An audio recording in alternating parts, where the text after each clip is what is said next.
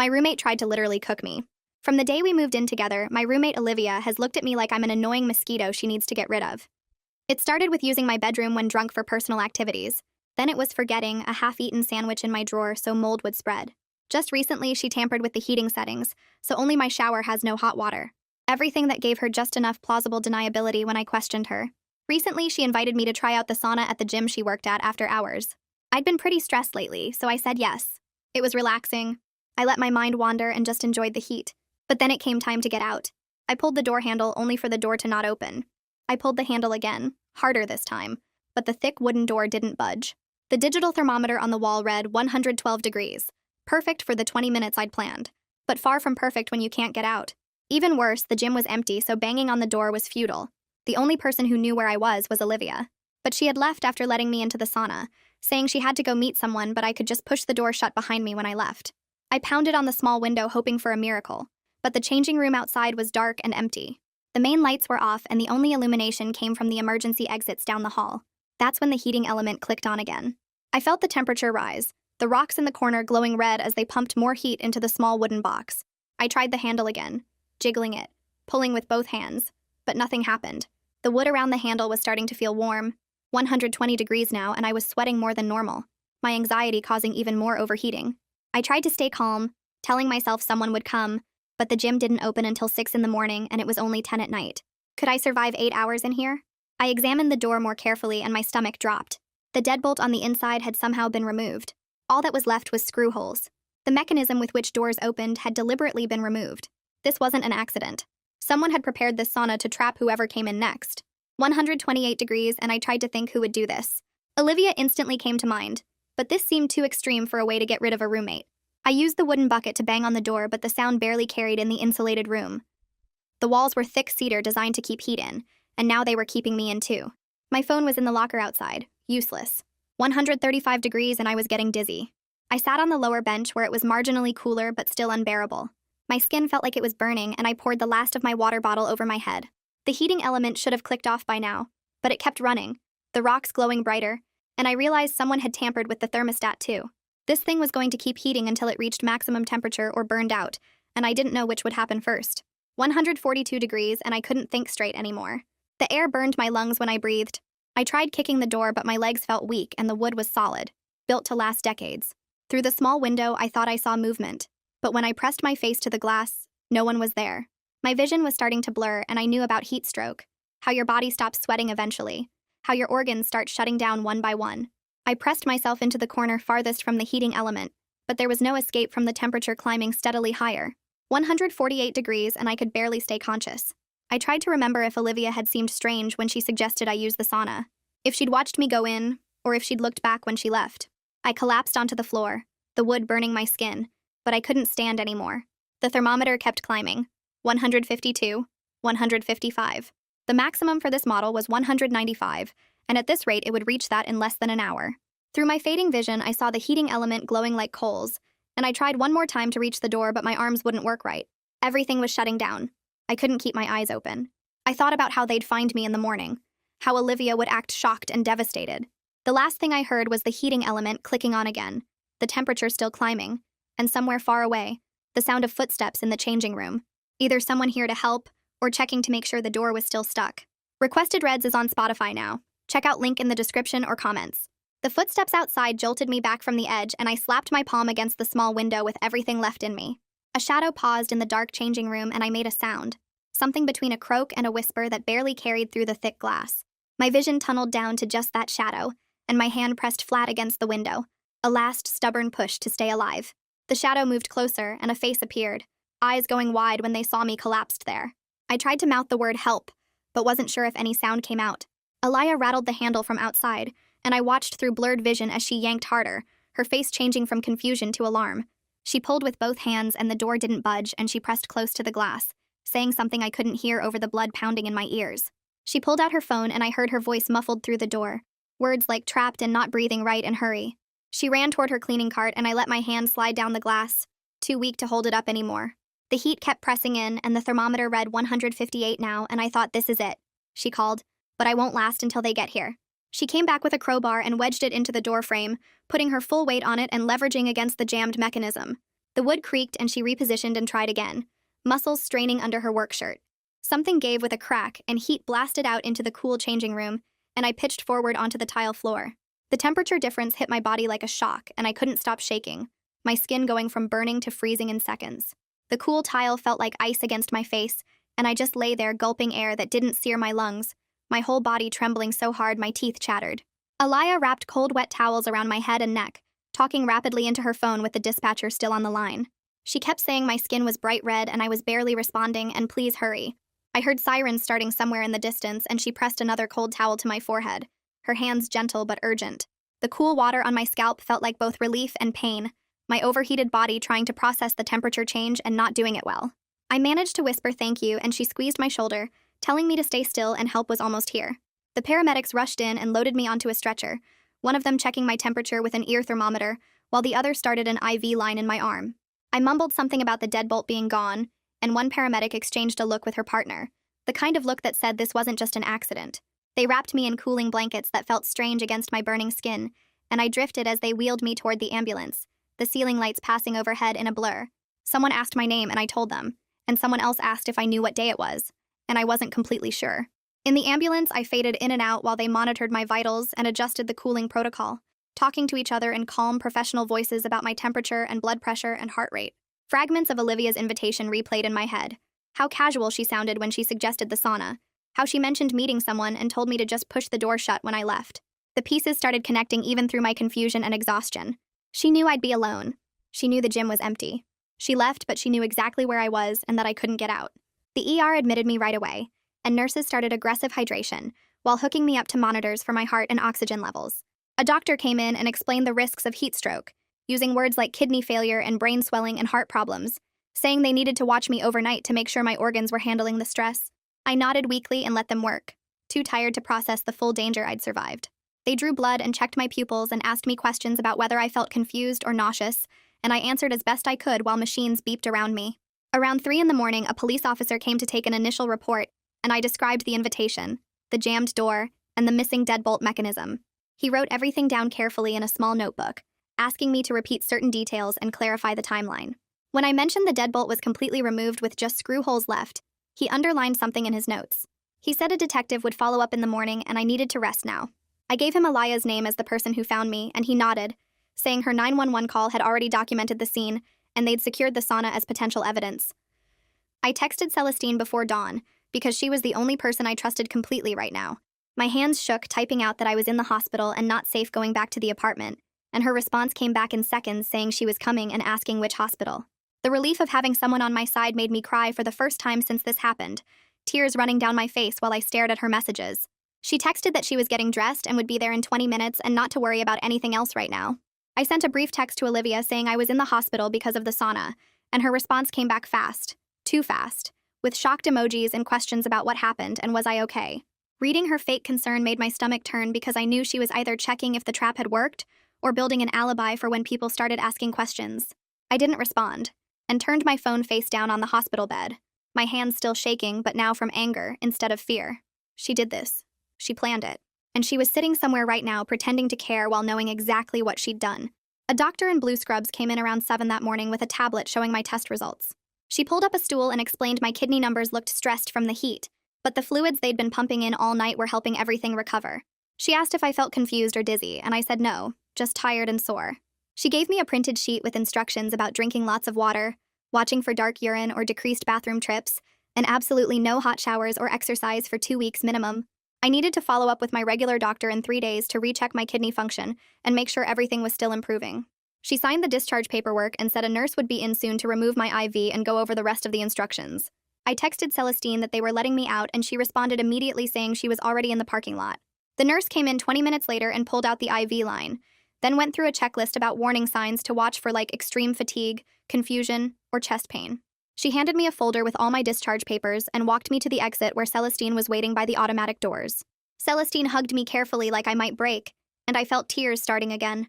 She grabbed my bag and helped me into her car, adjusting the seat so I could lean back. I started crying for real once we were moving and she didn't say anything, just drove and let me get it out. After a few blocks, she reached over and squeezed my hand and said I was staying with her, and we'd figure everything else out later. I nodded and wiped my face with my sleeve. too grateful and exhausted to argue or worry about being a burden. At her apartment, she set me up in her spare room with clean sheets and extra pillows, then brought me water and crackers. I finally looked at my phone and saw 6 texts from Olivia spread across the morning asking if I was okay, what the doctor said, if I needed anything. Every message sounded worried and concerned with little heart emojis, and reading them made my stomach hurt because I could only see the fake concern now. I took screenshots of every single message before I responded, saving them to a folder I labeled evidence. Then I sent back a short message saying I was recovering and staying with a friend for a few days. Her response came back in under a minute with more hearts and saying she was so glad I was okay and to let her know if I needed anything at all. I turned my phone face down and closed my eyes. That afternoon, my phone rang with an unknown number, and I almost didn't answer, but something made me pick up. A calm male voice introduced himself as Detective Raj Swain and said he was following up on the incident at the gym. He asked if I felt up to giving a full statement, and we scheduled it for the next morning at the police station. His voice was professional and steady, and he mentioned he'd already spoken with Alaya and visited the gym to document the scene. Hearing someone official say they were taking this seriously made me feel less crazy for suspecting Olivia had planned the whole thing. That evening, Celestine drove me to the gym so I could get my stuff from the locker. My hands started shaking when we pulled into the parking lot and got worse as we walked through the front doors. Yellow caution tape was stretched across the sauna door in the back hallway, and I had to stop walking when I saw it. The small window where I'd pressed my palm looked dark and empty, and the memory of that heat and thinking I was going to die hit me so hard I couldn't breathe right. Celestine steadied my arm and asked if I wanted to leave, but I shook my head and kept going to the locker room. Louis Schaffer, the gym manager, was waiting near my locker and started apologizing the second he saw me, saying he couldn't believe this happened in his facility, and he was so sorry. He kept talking about safety protocols and how they were reviewing everything, and he'd already pulled all the keycard access logs from that evening for the police. I thanked him quietly and grabbed my gym bag from the locker, checking to make sure my wallet and keys were still inside. We left quickly, and I didn't look back at the building, and I had no idea if I'd ever be able to work out there again. The next morning, Celestine drove me to the police station, and Detective Swain met us in a small interview room with a recording device on the table. I walked him through everything, starting with the day Olivia and I moved in together, the escalating harassment with my bedroom and the moldy sandwich and the cold shower. Then I described her invitation to try the sauna, how casual she sounded, how she said she had to meet someone, but I could just push the door shut when I left. I explained finding the door jammed and noticing the deadbolt mechanism was completely gone, just screw holes left, and how the temperature kept climbing past when it should have shut off. Detective Swain took notes on a yellow pad and asked specific questions about timing and what Olivia said exactly, and whether I'd documented any of the earlier incidents. I admitted I hadn't because each thing seemed small enough to maybe be an accident, and I kept giving her the benefit of the doubt. He nodded and said that was common in harassment cases, but from now on I should document everything. Alaya came in about an hour later to give her official statement, and I waited outside while she talked to Detective Swain. When she came out, she gave me a quick hug and said she told him everything about finding the door jammed and how the handle mechanism looked deliberately messed with when she pried it open. She also mentioned the thermostat display was flashing some kind of error code, which seemed important. Her testimony as someone who had no reason to lie or exaggerate carried a lot of weight, and I was grateful she was willing to get involved instead of just walking away. That afternoon, I was lying on Celestine's couch when my phone buzzed with notifications from our apartment building's group chat. Olivia had posted saying there was an equipment problem at the gym where she worked, and her roommate got briefly trapped, but was fine now. Just a scary mechanical issue. Reading her frame it as an accident when I knew she'd planned the whole thing made me so angry I had to put my phone down. Several neighbors responded with concern, asking if I was okay, and I watched her build this whole narrative that erased what she'd actually done. I showed the messages to Celestine and told her I couldn't go back to that apartment while Olivia was still there. She didn't even hesitate before saying I could stay in her spare room as long as I needed. We drove over to the apartment when we knew Olivia would be at work, and I moved fast through the rooms, grabbing clothes and my laptop and anything essential. I wedged a chair under my bedroom door handle just in case she came back early, even though her shift didn't end for 3 more hours.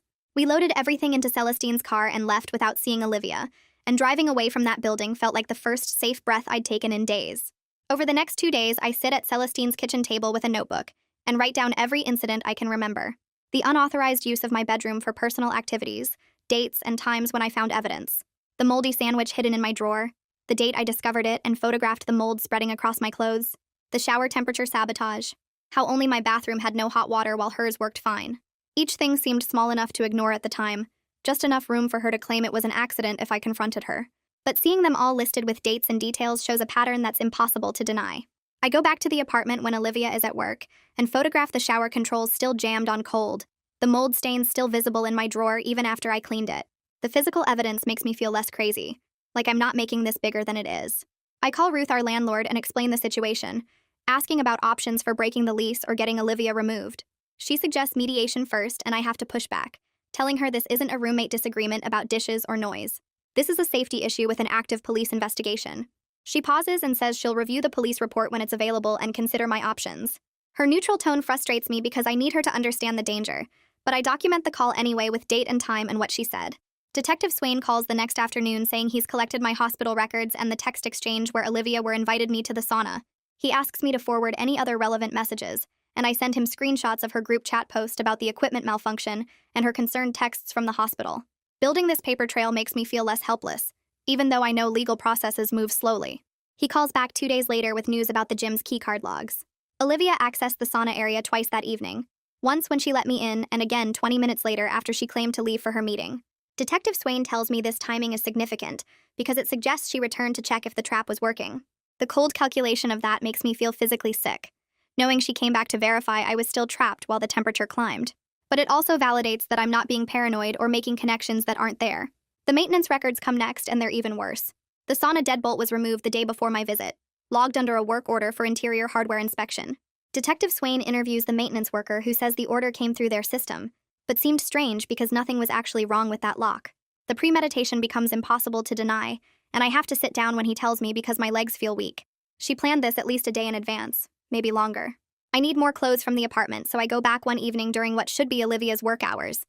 But I run into her in the hallway, and she asks if I'm feeling better with this concerned expression that makes my skin crawl. I say yes and keep my voice neutral, not giving her anything. When I mention the police investigation, she calls me paranoid and says equipment fails sometimes.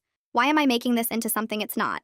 I don't engage because there's no point arguing with someone who tried to cook me alive. I lock myself in my room and text Celestine that I'm here and uncomfortable, then grab what I need as fast as possible. That night, back at Celestine's place, I wedge my bedroom door shut with a chair under the handle. I pack a go bag with my important documents, medications, phone charger, and some cash in case I need to leave quickly. I share my live location with Celestine through my phone settings and set up a voice recording app in case I need audio evidence of anything. The level of caution exhausts me but feels necessary when I'm dealing with someone who planned attempted murder. I barely sleep that night, listening for sounds in the apartment even though I know Olivia doesn't know where Celestine lives. 2 days later, I'm making tea in Celestine's kitchen and steam rises from the kettle spout. My chest tightens and suddenly I can't get air into my lungs. The room spins and I'm back in that sauna with heat closing in and no way out. My hands shake and I slide down to sit on the floor, trying to breathe but only managing short gasps. Celestine finds me there and drives me to urgent care where they confirm it's a panic attack. The doctor gives me information about trauma responses and how my brain is protecting me from perceived danger even when I'm safe. It's embarrassing to have this kind of reaction to steam from a kettle, but the doctor says it's completely normal after what I survived. I file a formal complaint with the gym's corporate office the next day, documenting the incident and Olivia's employment there in detail. They respond within 2 days saying they're placing her on administrative leave pending the police investigation. Lewis, the manager, calls to apologize again and assure me they're taking this seriously, that they've already started reviewing their safety procedures. I feel a small measure of control returning, like my actions are having real consequences instead of just disappearing into bureaucracy. Detective Swain interviews Olivia at the station and calls to update me afterward. She claims she left after letting me into the sauna and didn't return that evening. When he presents the keycard logs showing her second access 20 minutes later, she says she forgot something in her locker and had to go back. Her alibi is thin and contradictory, but not technically impossible to explain away. He tells me these cases require building evidence carefully, because intent is the hardest thing to prove in court. Someone can do something dangerous and claim it was an accident or a mistake, and juries need proof beyond reasonable doubt. I understand what he's saying, but it's hard to accept that her planning and lying might not be enough. A few days later, Detective Swain calls to say someone from my apartment building contacted him with information. A woman who lives 2 floors down saw Olivia's car in the parking lot late at night on dates that match when my room was used without permission, and when the sandwich appeared in my drawer. The witness kept a mental note because she thought it was odd that Olivia would be coming and going at such strange hours when she supposedly had early work shifts. The timing isn't perfect proof, but it adds another piece to the pattern, and Detective Swain says he's adding it to his file. I'm starting to understand that justice doesn't happen through one big moment, but through lots of small facts that build on each other. The next morning, Detective Swain reviews the gym's hallway security footage and finds something important. The cameras show Olivia walking toward the locker room area twice that evening, and the second timestamp matches her keycard access exactly. She's only visible for a few seconds, but her walk is quick and focused, not the casual pace of someone who forgot their keys or phone. Detective Swain tells me this helps prove she had opportunity, even if it doesn't show exactly what she did. I ask if we can get footage from inside the locker room, but he says those cameras were off for maintenance that week, which feels too convenient to be an accident. 2 days later, I go back to the apartment during Olivia's work shift to grab more clothes. While I'm there, I remember the thermostat Detective Swain mentioned, and I find it mounted near the sauna equipment storage area. The plastic cover has small pry marks around the edges, like someone used a screwdriver to pop it open. I take photos from multiple angles with my phone, making sure the marks are clear and the timestamp shows.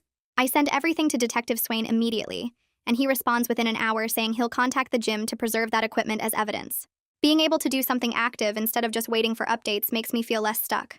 That night at Celestine's place, I can't sleep, so I start researching sauna safety standards online. I learn that commercial saunas are required to have automatic shutoffs that kick in at dangerous temperatures, usually around 194 degrees. The thermostat should have multiple fail-safes to prevent exactly what happened to me. Reading the technical specifications makes the situation clearer because now I understand what had to be disabled or overridden to trap me that long. The malice becomes more obvious when I see how many safety features someone had to bypass. Knowledge replaces some of the scared feeling I've been carrying around since the hospital. The next afternoon, Celestine suggests we organize all the evidence into one clear timeline. We spread everything out on her dining table and start arranging it by date. Text messages, keycard logs, hospital records, police reports, photos of the pry marks, witness statements, everything gets put in order. Celestine's computer science background helps because she knows how to make spreadsheets and backup systems. She sets up cloud storage for all the files and creates a master document with links to every piece of evidence. Seeing it laid out like this makes the case feel stronger, and my memory feel more reliable because I'm not just relying on my brain to hold all the details. I contact a legal aid office and schedule an appointment to discuss a restraining order. The lawyer I meet with is patient and walks me through the paperwork step by step. I have to describe the sauna incident in detail, and several times I need to stop and take deep breaths. Writing down that I thought I was going to die makes it feel real again in a way that's hard to handle. The lawyer explains that a temporary restraining order will legally require Olivia to stay away from me while the criminal investigation continues. She says the hearing will happen within 2 weeks, and I should bring all my evidence. 2 days after filing the restraining order paperwork, my phone buzzes with a notification from the apartment's electrical monitoring app. The power in my bedroom has tripped even though I haven't been staying there. I drive over to check and find the breaker for my room switched to the off position. I photograph the breaker panel with the switch clearly visible and add a timestamp note in my phone. It's a small thing compared to the sauna, but it shows Olivia is still messing with my stuff, still trying to make my life difficult. I add the photos to my restraining order evidence file and send copies to Detective Swain. A week passes and Detective Swain calls with an update. He got approval to subpoena the gym's complete camera backup system and all maintenance logs going back 6 months. He warns me that getting everything will take time because the gym's corporate office has to approve the release, and their legal department moves slowly. He tells me that being thorough matters more than being fast when building a case that could go to trial. I practice patience even though every day feels long, and I keep checking my phone for updates. The gym's corporate office officially suspends Olivia pending the investigation outcome. That same day, she starts posting on social media about liars and people who make false accusations to get attention. She doesn't name me directly, but anyone who knows the situation would understand who she means. I screenshot every post she makes and send them to Detective Swain and my lawyer. Her online behavior shows she's feeling pressure, which is satisfying, but also concerning because I don't know how desperate or angry she might get. The restraining order hearing date arrives and I dress carefully, wanting to look put together and credible. Olivia shows up with her own lawyer who argues there's no proven threat, and that equipment malfunctions happen. My legal aid lawyer presents the evidence timeline with all the documentation we organized. She shows the pattern of harassment, the keycard logs, the witness statement, the photos of pry marks, everything arranged to tell a clear story. The judge reviews the materials and asks Olivia's lawyer several questions about the second keycard access and the removed deadbolt. After 20 minutes of back and forth, the judge grants a temporary restraining order requiring Olivia to stay at least 100 yards away from me and have no contact of any kind. Olivia stares at me from across the courtroom with pure anger in her eyes, but she doesn't say anything. I feel relief that there's now a legal barrier between us, but I also feel aware that this might make her even more mad, and I don't know what she'll do with that anger. The next afternoon, Ruth calls while I'm organizing files at Celestine's place. She says the restraining order changes things, and with an active criminal investigation, both of us should plan to move when the lease ends in 2 months. Her voice is apologetic but firm, and I understand her position even though it means more disruption. I tell her that's fair, and we agree I'll be out by the end date without penalties. After hanging up, I open apartment search websites and start filtering for studios I can afford alone. The prices make me wince, but having my own space with locks only I control feels worth stretching my budget. I bookmark 3 possibilities and schedule viewings for the weekend, taking small concrete steps toward rebuilding. My follow-up doctor appointment happens 3 days later, and she reviews my latest blood work carefully.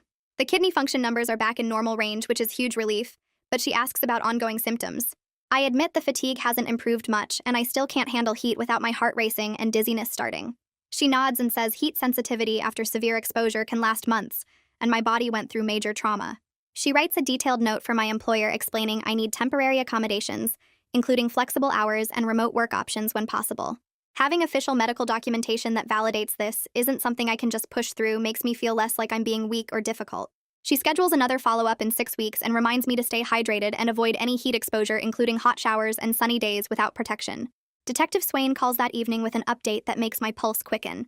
The gym's tool checkout logs show Olivia signed out a maintenance toolkit on the afternoon before the incident, right around the time the deadbolt removal was logged in the system. His voice carries quiet satisfaction when he explains this connects her directly to both the means and the timing.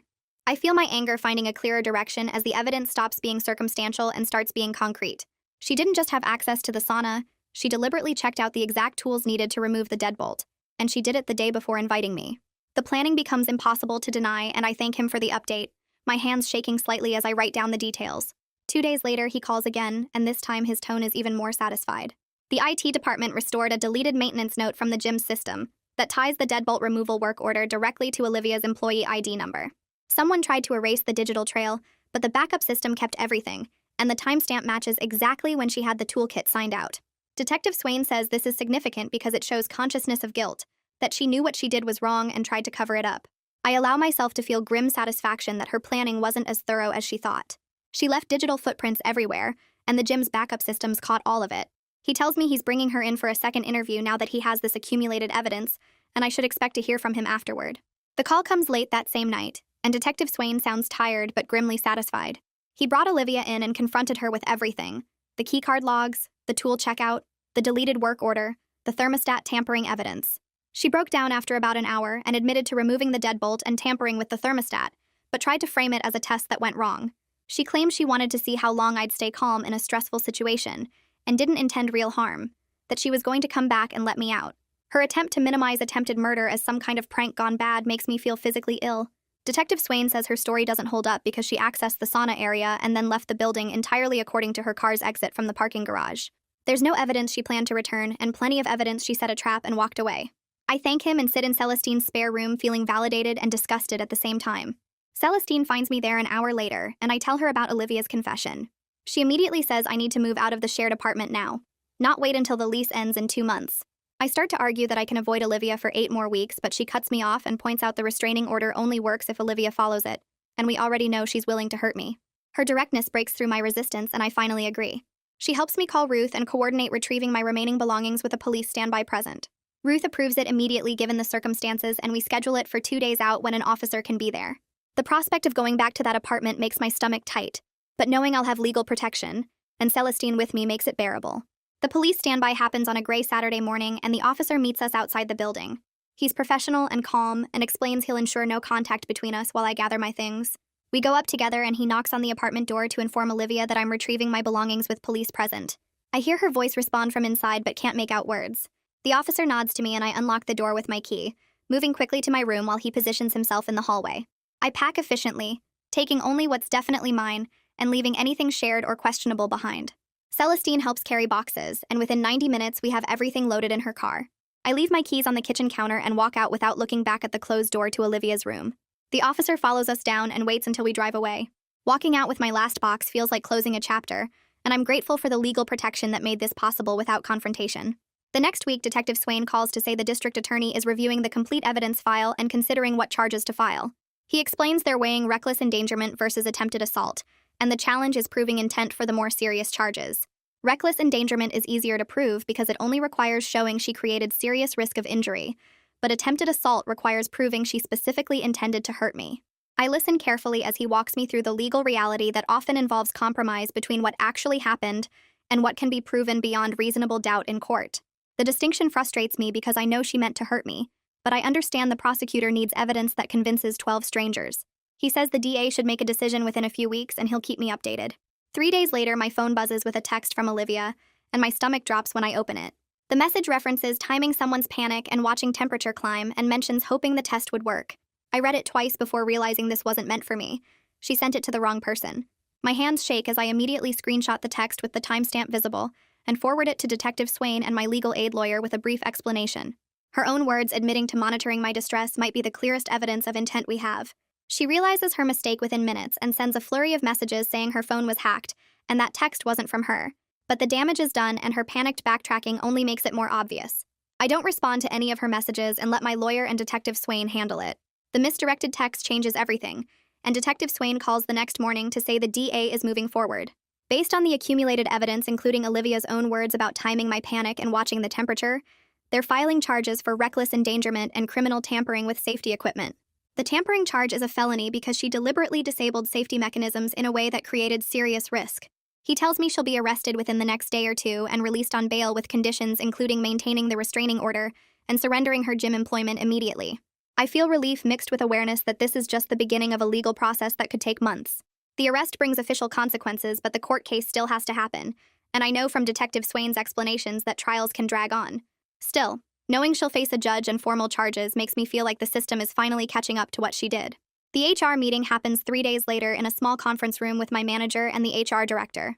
I bring the hospital discharge papers, the doctor's note about heat sensitivity and fatigue, and a copy of the restraining order.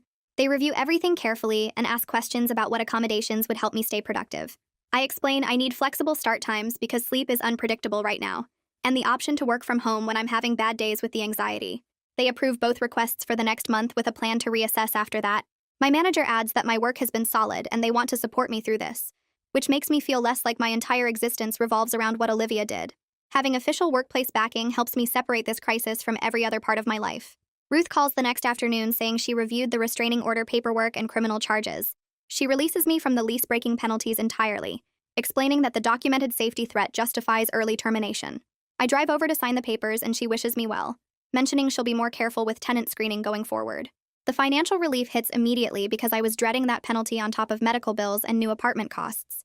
Knowing I can put that money toward a security deposit instead of paying to escape danger feels like one practical problem solved. Ruth seems genuinely concerned and apologizes for not catching the harassment pattern earlier, and I appreciate the acknowledgement even though it doesn't change what happened. Lewis from the gym emails asking if I'd be willing to consult on new safety protocols they're developing. He explains they want panic buttons installed in all enclosed spaces, mandatory buddy systems for after-hours access, and override limits on heating equipment that prevent tampering.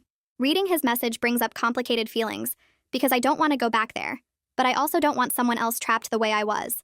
I respond agreeing to one meeting because preventing future incidents matters more than my discomfort. We schedule it for the following week at a coffee shop nowhere near the gym, and I appreciate that he's not asking me to return to the actual building. My legal aid lawyer calls with news that Olivia's attorney wants to discuss a plea deal. They're offering guilty to misdemeanor reckless endangerment with 2 years probation and mandated counseling, in exchange for dropping the felony tampering charge. My lawyer explains this means guaranteed consequences versus the uncertainty of trial, where a jury might not convict on the more serious charge. I ask what happens if we go to trial and lose, and she's honest that Olivia could walk away with nothing. The reality of legal strategy versus justice frustrates me because I know she deliberately tried to hurt me, but proving that beyond reasonable doubt to 12 strangers is different from knowing it myself. I tell my lawyer I need time to think about it, and she says to take a few days but not too long because the offer won't stay open forever. I meet Celestine for dinner and lay out the plea deal options. She listens to the whole explanation and then asks what I actually want from this process. I realize I want Olivia to face real consequences and get help so she doesn't hurt someone else, but I don't need her in prison to feel safe. Celestine points out that guaranteed probation with mandatory counseling achieves both those goals, while trial risks getting nothing. My lawyer calls back the next day and I tell her I'll accept the plea deal. She says the sentencing hearing will happen in 2 weeks, and I can read a victim impact statement if I want to. I spend the next several days writing and rewriting what I want to say, trying to capture the fear and ongoing trauma without sounding overly dramatic or vengeful. The sentencing hearing takes place in a small courtroom with just the judge, lawyers, Olivia, and a few observers. I sit in the front row and my hands shake when they call me forward to read my statement. I talk about the terror of being trapped with the temperature climbing, the physical injuries that required hospitalization, and the betrayal of someone I lived with deliberately putting me in danger. My voice wavers, but I get through it without crying, describing the ongoing anxiety around heat and enclosed spaces, and how the harassment pattern showed escalating hostility. I keep it under 2 minutes like my lawyer advised and return to my seat without looking at Olivia. The judge thanks me and asks Olivia if she has anything to say, and she offers a brief apology that sounds rehearsed. The judge accepts the plea agreement and sentences Olivia to 2 years probation, 200 hours community service, mandatory anger management and mental health counseling, and continuation of the restraining order for the full probation period. He emphasizes that any violation will result in immediate jail time and revocation of the plea deal. It's not prison, but it's real consequences with required intervention, and I leave the courthouse feeling bittersweet acceptance that this is as close to justice as the system provides. Celestine meets me outside, and we sit on a bench for a while without talking, just processing that this chapter is officially closed even if the recovery continues. Some friends drift away over the following weeks, either uncomfortable with the intensity or unsure who to believe despite the conviction. A few others reach out to apologize for not taking the earlier harassment seriously, saying they thought I was overreacting to roommate friction. I'm learning to be more selective about my circle and appreciate the people who showed up when it mattered. Celestine never wavered. Alaya followed through with testimony, even though she barely knew me, and a handful of other friends checked in consistently. Those are the relationships I'm investing in now, and I'm okay letting the uncertain ones fade. I move into my new studio apartment the first weekend of the next month. It's small, but it's mine alone, and I spend the first week installing good locks on the door and windows, setting up a doorbell camera, and adding window alarms. The security measures feel necessary rather than paranoid, and I establish routines that make the space feel predictable and safe. Cooking dinner in my own kitchen without worrying about sabotage or hostile energy becomes a quiet victory. I arrange my furniture to maximize the natural light and create clear sightlines to both entrances. Every choice is mine, and that autonomy matters after months of navigating someone else's hostility. I start weekly therapy sessions with Suzanne, who specializes in trauma recovery. She gives me practical tools for managing triggers and anxiety, including grounding techniques for when steam or heat causes flashbacks. We practice identifying the difference between real danger and remembered fear, and she validates that healing isn't linear. Some days I feel strong and capable. Other days the sound of a heater clicking on makes my heart race. Suzanne helps me track progress over weeks rather than days, and having professional support makes the hard moments feel more manageable. She also works with me on boundary setting and recognizing warning signs in relationships, skills I clearly needed before all this happened. Alaya texts asking how I'm doing, and we agree to meet for coffee near the gym. I thank her properly for saving my life, and she says she was just doing what anyone should do, but we both know that's not true. Most people would have walked past the sauna or assumed the door was supposed to be closed. Her willingness to investigate and then follow through with calling for help and giving testimony made everything else possible. I tell her she's genuinely a hero in my story, and she looks uncomfortable with the label, but accepts my gratitude. We talk for an hour about her work and my new apartment. Normal conversation that feels healing in its ordinariness. She mentions she's been more vigilant about checking equipment and spaces at work since that night, and I'm glad something positive came from her experience too. 3 months after the incident, a thick envelope arrives from the probation department with official stamps across the front. I open it at Celestine's kitchen table and pull out the compliance report showing Olivia has attended every mandated counseling session, completed 40 hours of community service so far, and maintained 0 contact violations. The probation officer's note confirms she's following all conditions exactly, and recommends extending the restraining order for the full 2-year period. I read through the document twice, checking the dates and signatures, and something tight in my chest loosens just slightly. Knowing there's official monitoring and real consequences for any contact makes the hypervigilance I've been carrying ease back a notch. I file the report in my growing folder of legal documents and text Celestine a photo with the caption, "Still complying." She responds with a thumbs up and reminds me this is what accountability looks like, even if it's not perfect. Work stabilizes over the following weeks as I return to normal hours, and my manager assigns me a small website redesign project. It's modest, but challenging enough to rebuild my confidence without overwhelming me, and I appreciate that she judged the scope correctly. She checks in every few days with quick messages asking how I'm managing the workload, but she doesn't hover or treat me like I might break at any moment.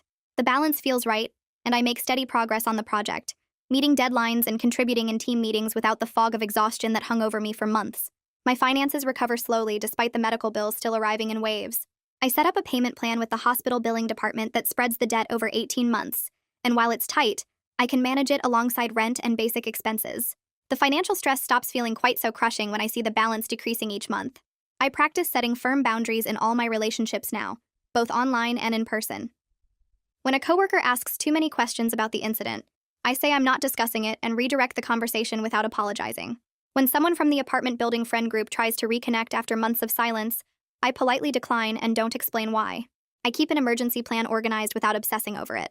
Important documents stay in one folder by the door, Celestine has my spare apartment key, and Detective Swain's contact sits saved in my phone under DS. The awareness feels like having agency rather than living in paranoia, and I'm learning to recognize the difference between reasonable caution and letting fear control every choice I make.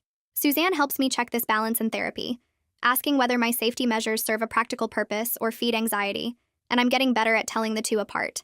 Walking past a gym one evening on my way to meet Celestine, warm air from the entrance brushes my face and my pulse quickens immediately.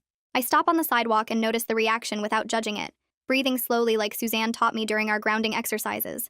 My heart rate climbs, but then steadies after a few seconds, and I choose to keep walking toward the coffee shop 2 blocks ahead, rather than crossing the street to avoid the building. The fear is still there sitting in my chest, but it doesn't own me anymore, and I'm proud of that small, reclaimed piece of normal life. Inside the coffee shop, Celestine waves from a corner table and I slide into the seat across from her, ordering my usual drink and settling into easy conversation about her work project. The gym fades into background noise as we talk. Just another building on a street full of buildings, and that feels like progress worth noting.